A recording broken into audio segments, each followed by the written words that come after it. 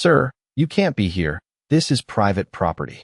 The words hit me before the bass did, low vibrations rolling across the water like distant thunder, rattling the wood under my boots as I stood on the edge of my own lake staring at a floating restaurant that hadn't existed 6 months ago, neon lights reflecting off the surface my father used to call the cleanest water in 3 counties. The smell of fried food and spilled beer hanging in the night air where there used to be nothing but cedar and fresh water. And for a second, I just stood there, tasting that mix of grease and lake mist, trying to understand how I'd become the trespasser on land that had my family name on every deed going back 40 years, because the dock beneath me wasn't public, the shoreline wasn't public, and that water stretching out under those glowing lights definitely wasn't public. But the guy in the polo shirt with a clipboard didn't care about any of that. He just pointed back toward the gravel path like he was shooing off a stray dog, and somewhere behind. And people were laughing, glasses clinking, music pulsing like this whole place had always belonged to them, like I was the one out of place. And that's when I saw the sign zip-tied to the railing. Willow Harbor Dining Experience. Private access only. Private. The word sat there like a bad joke, because I knew exactly who thought they owned private around here. Rebecca Harlow and Diane Whitmore, 2 HOA presidents who ran their neighborhoods like gated kingdoms, the kind of women who smiled with their mouths but never their eyes, the kind who measured grass height with rulers and called it community standards. And somehow, while I was busy working 60-hour weeks keeping my contracting business afloat, they'd managed to turn my lake into their latest community upgrade. And I didn't need to ask how they sold it either. I could already hear Rebecca's voice in my head, talking about shared amenities and increasing property values, Diane backing her up with city permits and polished language that made everything sound official enough to pass. But standing there with that music echoing across the water and that guy still waiting for me to leave, all I could think about was my dad. The way he used to stand right where I was standing, coffee in one hand, tackle box in the other, telling me that this lake was the one thing nobody could ever take from us because we owned every inch of access to it. Not just the shoreline, but the only concrete boat ramp within miles, poured by his own hands back in '92, a small detail at the time, just a strip of sloped concrete cutting into the water. But I remembered the way he'd insisted on it, said someday it might matter more than the land itself. And back then I didn't get it. I just thought it was another one of his practical habits, like labeling every tool in the garage. But now, with a stranger telling me I didn't belong in a floating restaurant anchored in the middle of my lake, that memory came back sharp, like something unfinished, something waiting. And as I turned away from the lights and the noise, boots crunching against gravel that suddenly felt Chushan familiar, I realized something they hadn't figured out yet, something hidden in plain sight this whole time, because they might have built on my water, they might have filled it with music and customers and money. But there was one thing they were going to learn the hard way.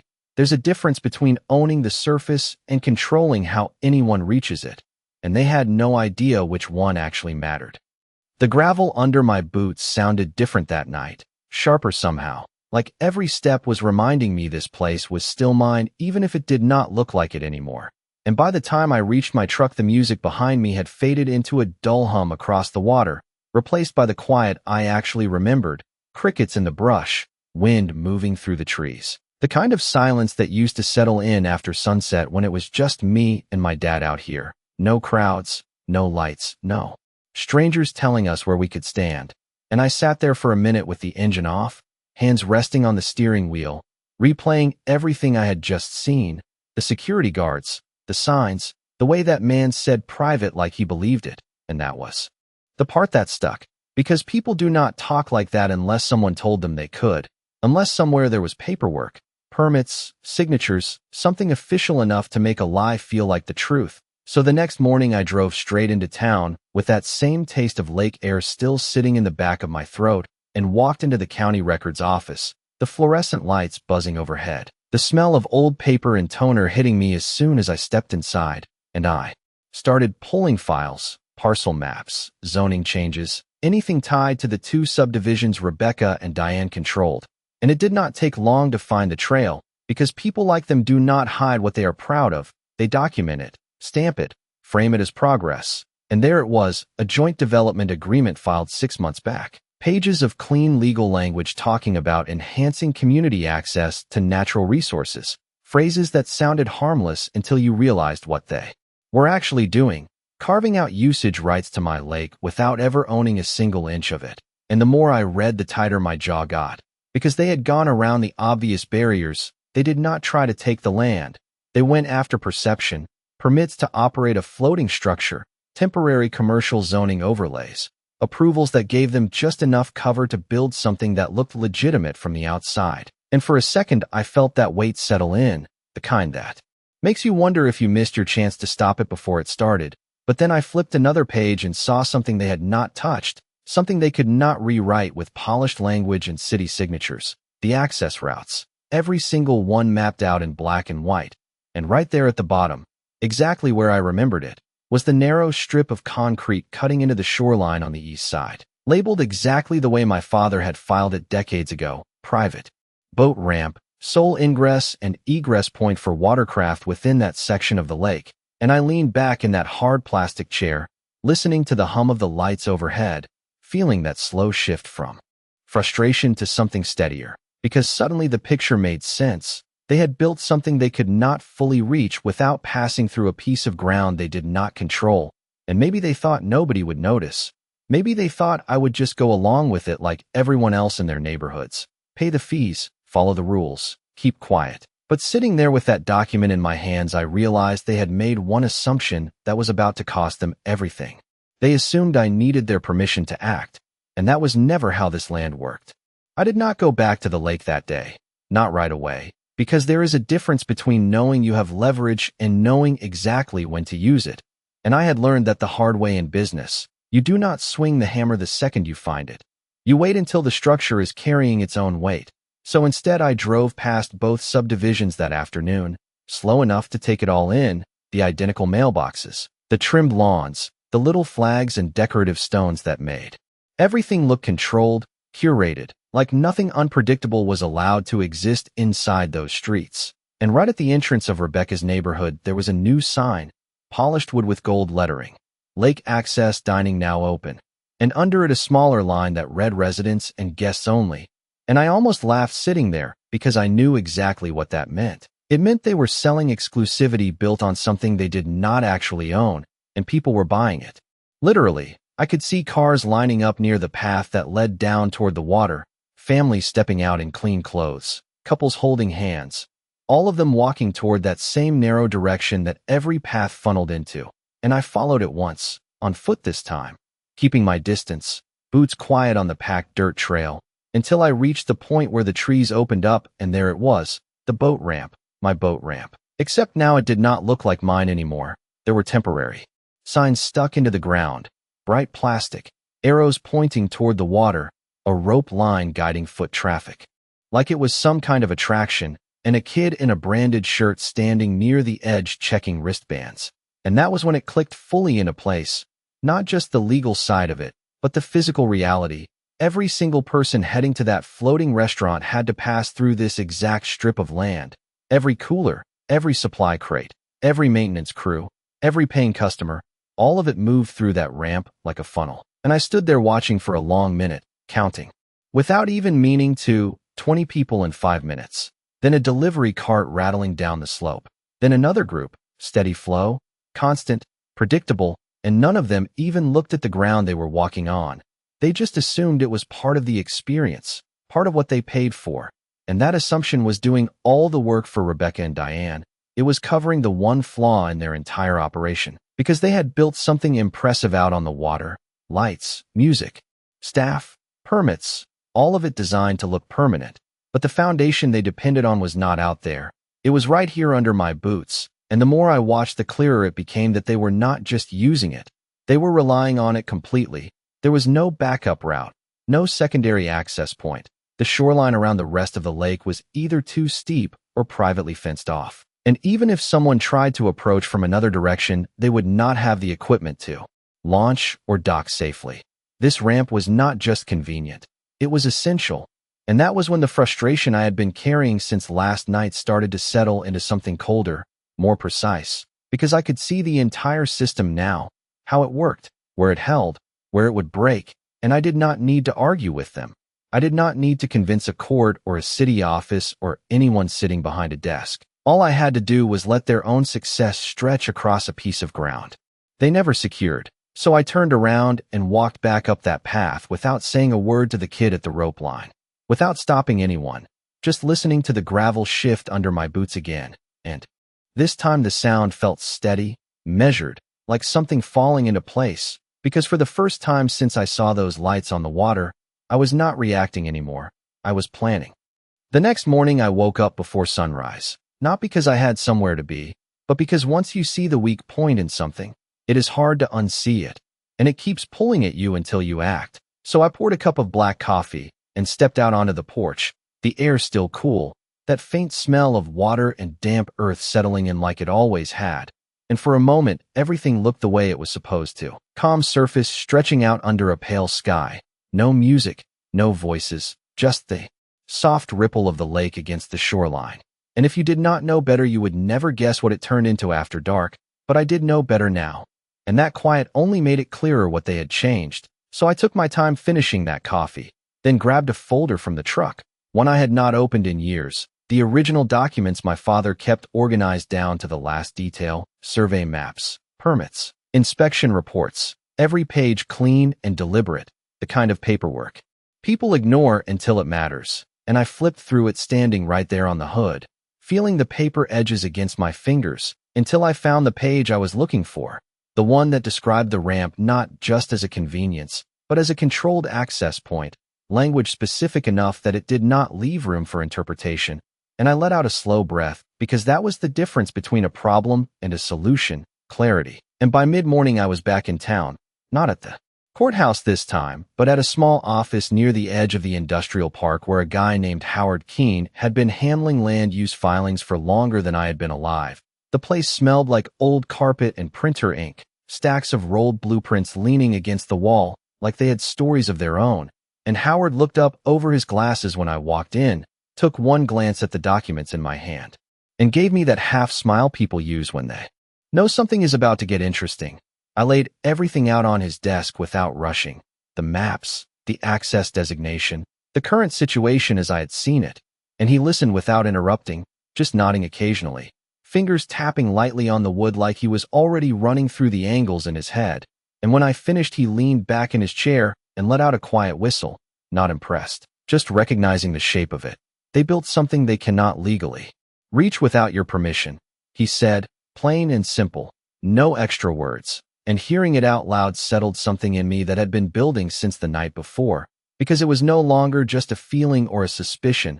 It was a fact, and facts are what matter when everything else gets loud. I asked him what it would take to enforce that, not hypothetically, not someday, but cleanly, correctly, in a way that would hold up no matter how hard they pushed back. And he slid a blank form across the desk, pointed to a section near the top, and said it starts with asserting control over access. Formal notice, posted boundaries, compliance with county requirements. Nothing dramatic, nothing rushed, just procedure done right. And I nodded, because that was exactly what I needed. Not a fight, not a scene, just a series of steps that would make their entire operation stop without me ever raising my voice. And when I walked out of that office, the sun was high, the heat starting to settle into the pavement. And somewhere out on the water, I knew the music would be starting up again soon.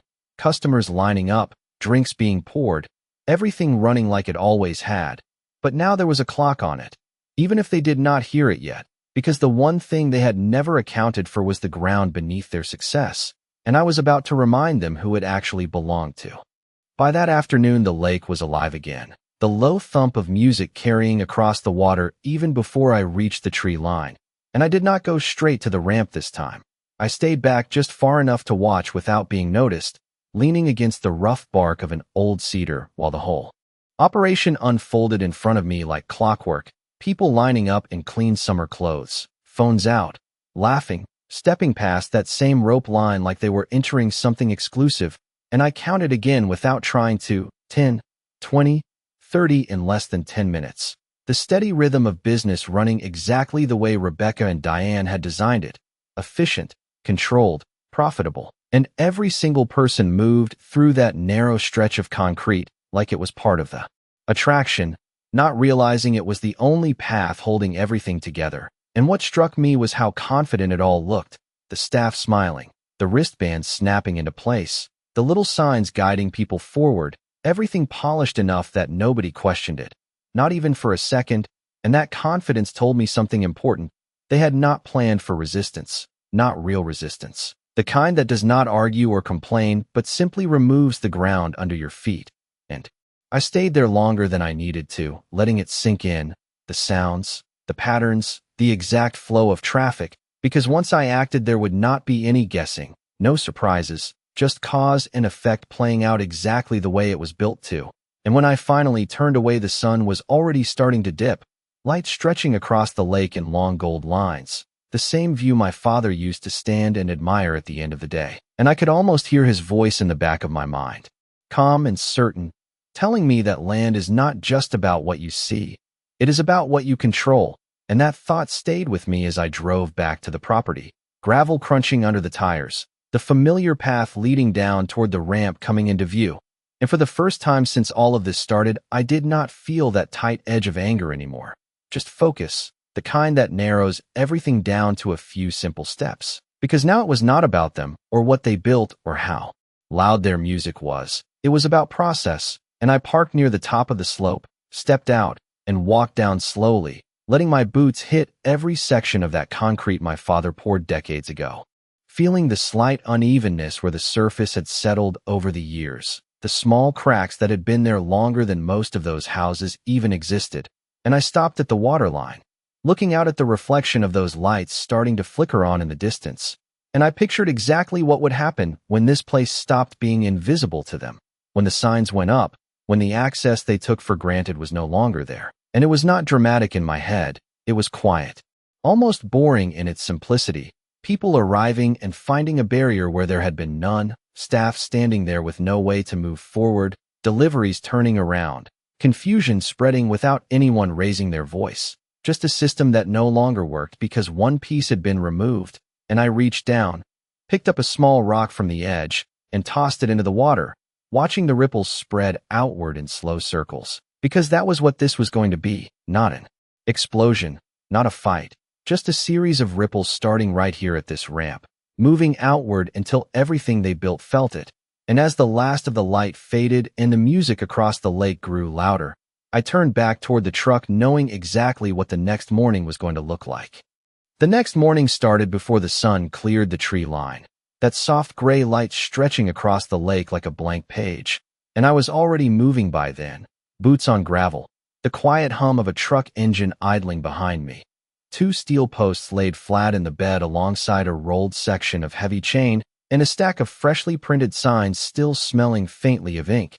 And there was something steady about it all, no rush, no noise, just a sequence of actions I had already walked through in my head the night before. Because once you commit to a move like this, you do not hesitate.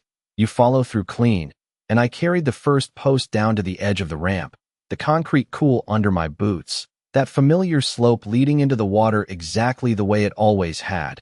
Except now it felt different, not because it changed, but because I was finally using it the way it was meant to be used, as a point of control, and I set the post into place just off the side, driving it down firm into the packed dirt beside the concrete, the sound dull and final with each strike, then crossed to the other side and did the same, measuring the distance with my eyes the way my father taught me.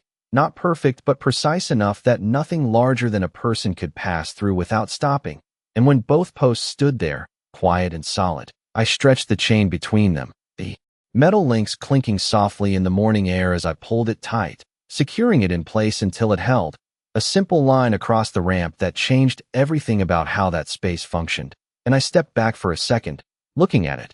Not dramatic, not complicated, just a barrier where there had been none, and then I grabbed the signs, one in each hand, and walked them up to eye level, fastening them to the posts so there was no mistaking the message: private property, no public access. Authorized use only. Language pulled straight from the documents sitting in my truck, nothing emotional, nothing personal, just clear, enforceable statements that did not invite debate. And by the time I finished, the first rays of sunlight were cutting through the trees, lighting up the surface of the lake in that calm way that used to mean a good day ahead, and I stood there for a moment listening. No music yet, no voices, just the quiet before everything started, and that was when I heard the First engine in the distance, tires rolling over gravel from the direction of the neighborhood. The early arrivals, staff maybe, people who showed up before the crowd. And I did not move. I just stayed where I was, hands resting at my sides, watching as a small group came into view, laughing, carrying supplies, walking with that same easy confidence I had seen the day before, until they reached the top of the slope and slowed down, their voices trailing off as their eyes dropped to the chain, stretched across the ramp. And there it was, the exact moment everything shifted, not loud, not chaotic, just confusion settling in like a weight, one of them stepping forward like he might just walk around it, then stopping when he read the sign, another pulling out his phone, probably looking for instructions that did not exist, because there was no alternate path, no workaround hidden somewhere else, just that single line across the only access point. And I watched them stand there for a long second, the silence stretching between us, before one of them finally looked up at me like I was supposed to explain it. And I did not say anything right away, because I did not need to. The answer was already right in front of them, anchored into the ground they had been walking over without thinking. And as more cars started to pull in behind them, engines idling, doors opening, voices rising in quiet questions, I could feel the system they built beginning to stall, not from force, not from confrontation, but from something much simpler. It no longer had a way to move forward. The line at the top of the ramp grew faster than I expected, engines idling in uneven rhythm, doors opening and closing, the low murmur of confusion spreading through the morning air as more people arrived and found themselves facing the same quiet barrier. And what struck me was how quickly confidence turned into hesitation. The same people who had walked down this slope the day before without a second thought were now stopping, reading, looking around like the ground itself had shifted under them. And I stayed where I was, not blocking anything, not raising my voice, just present. Because this was never about confrontation, it was about reality catching up to a system that depended on assumption. And about 10 minutes in, I saw the first golf cart coming down from the direction of the neighborhood, moving faster than the rest, cutting through the line with that particular urgency people have when they think they can fix something by showing up, and I did not need to guess who it was. Rebecca Harlow stepped out before the cart had fully stopped, sunglasses on, posture straight. That same controlled expression she wore like a uniform, Diane Whitmore right behind her, already scanning the situation like she was looking for the angle she had missed. And for a second neither of them said anything. They just took in the chain, the signs, the people waiting, the stalled movement that should have been flowing straight through to their operation on the water. And then Rebecca walked forward, heels clicking lightly against the concrete, stopping just short of the barrier, her eyes landing on the sign first, then shifting to me.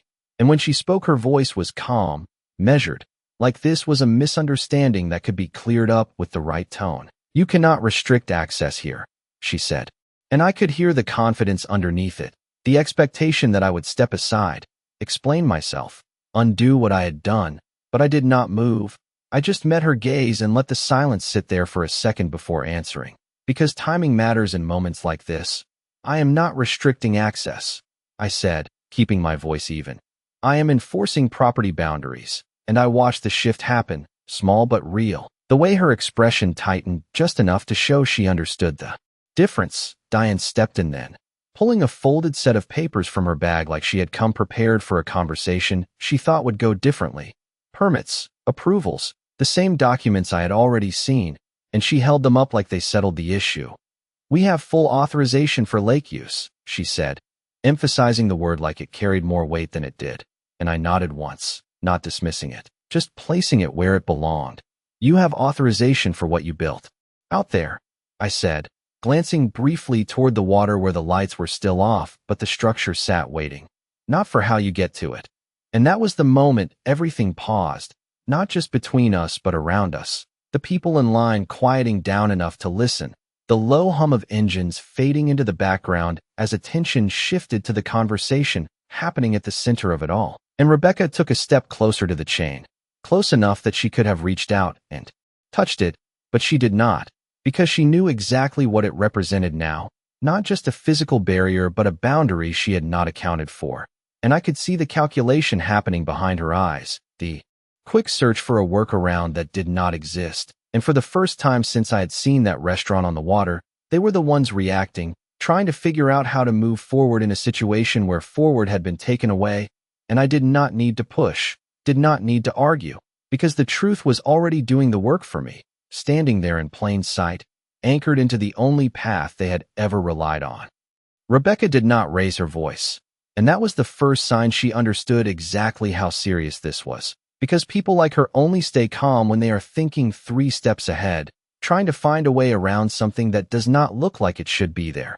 And for a moment she just stood at the edge of that chain, one hand resting lightly on her hip, eyes moving from the posts to the signs and back to me like she was measuring the distance between what she believed and what was actually in front of her, and behind her the line had grown into something else entirely, no longer just early arrivals, but a small crowd, people shifting their weight, checking their phones, asking questions that nobody on her staff could answer, because there was no script for this, no prepared response for when the only path forward simply stopped existing, and Diane was already on her phone, voice low but urgent, stepping a few feet away like distance might somehow create a solution, flipping through contacts that suddenly did not seem as useful as they had been the day before, and I could hear pieces of it carried on the air, city offices, permits, access, words that sounded strong until they met something they could not override, and Rebecca finally turned back to me, dropping the polite tone this time, not aggressive,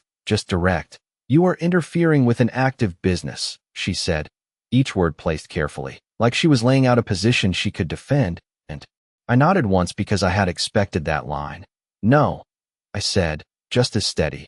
"I am controlling access to my property, and I watch that land the way truth usually does, not loud, not dramatic, just undeniable."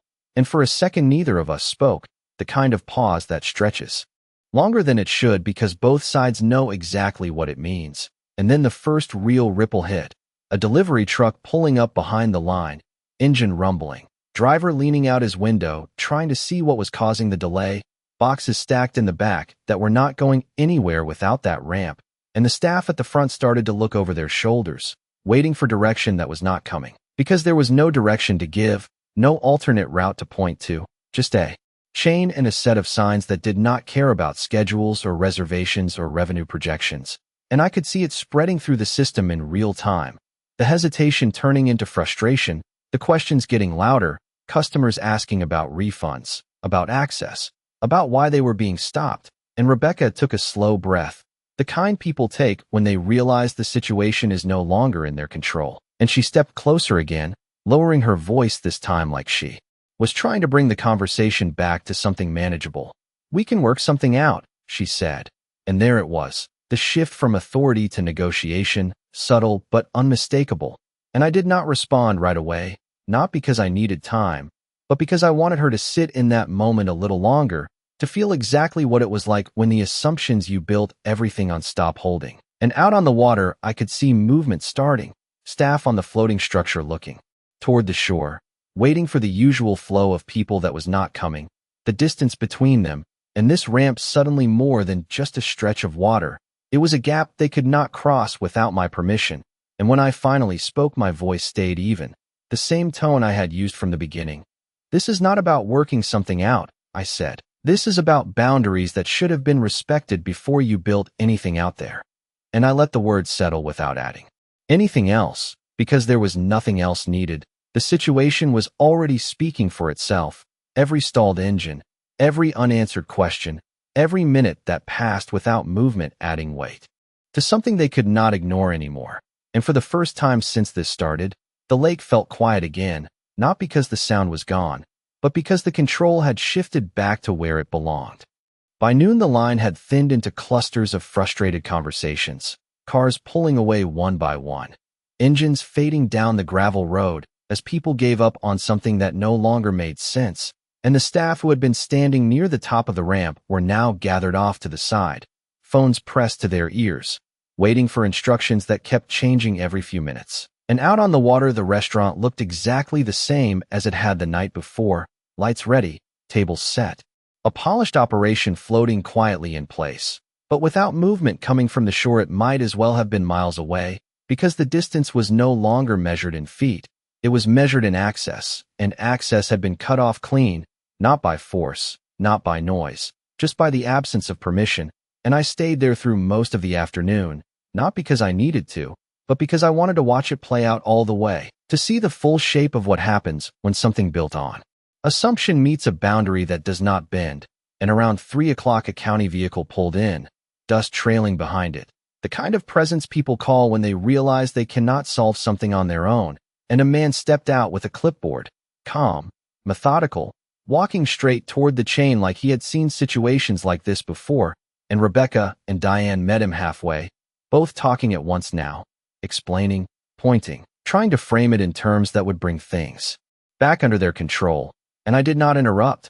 I just waited as he listened, nodded, then walked the remaining distance to where I stood, his eyes moving over the signs, the posts, the placement, checking details the way someone does when they are not interested in opinions, only facts, and after a few seconds he gave a small nod, more to himself than to anyone else, before turning back toward them and speaking in a tone that carried just enough to be heard without being dramatic, explaining that access rights and property boundaries were separate from operational permits, that nothing in their documentation granted them authority to use this specific entry point without the owner's consent, and that until such consent existed, this barrier stood, simple as that, and the silence that followed felt heavier than anything that had come before it, because it was final, not an argument, not a debate, just confirmation of something that had already been true from the beginning.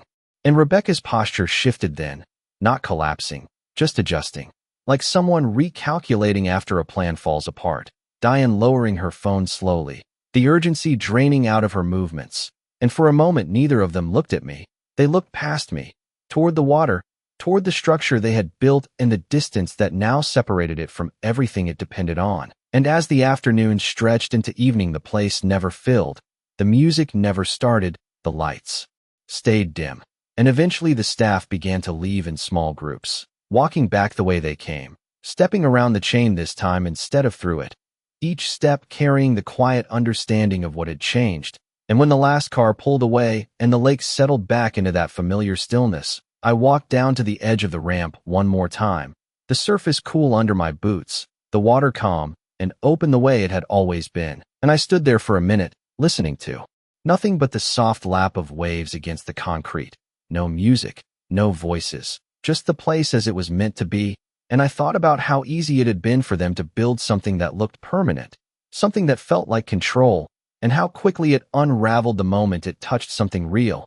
And as I turned back toward the truck, I did not feel like I had taken anything back, because nothing had ever truly been taken. It had just been ignored, overlooked, treated like it did not matter, and now it did again, quiet, steady, exactly where it had always been, because control is not about who builds the biggest thing, it is about who owns the one piece everything else depends on.